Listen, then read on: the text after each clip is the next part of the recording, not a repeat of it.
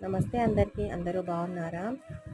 మనకి ఇడ్లీ బ్యాటర్ అయినా, దోస బ్యాటర్ అయినా రెడీగా లేనప్పుడు బ్రేక్‌ఫాస్ట్‌లోకి ఇలా ఇన్‌స్టాంట్‌గా అట్లనైతే ప్రిపేర్ చేసుకొని పిల్లలకి పెట్టేయొచ్చు. ముందుగా అయితే మనము ఒక కప్పు గోధుమ పిండిని, ఒక కప్పు బియ్యపు పిండిని, 2 స్పూన్ల వరకి గోధుమ రవ్వని, ఉప్మా రవ్వని తీసుకొని వాటర్ వేసేసుకొని మనకి ఇలాంటి కన్సిస్టెన్సీ వచ్చే వరకు కలిపేసుకోవాలి. అందులో సాల్ట్ కూడా వేసుకొని కలుపుకోవాలి.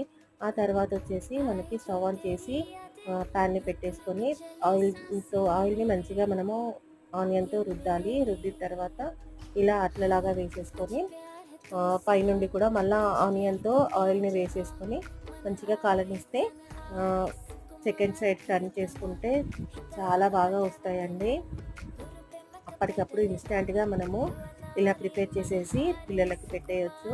నా వీడియో కనుక నచ్చినట్టయితే లైక్ చేయండి. నా ఛానల్‌ని సబ్స్క్రైబ్ చేసుకోండి. Thank you for watching.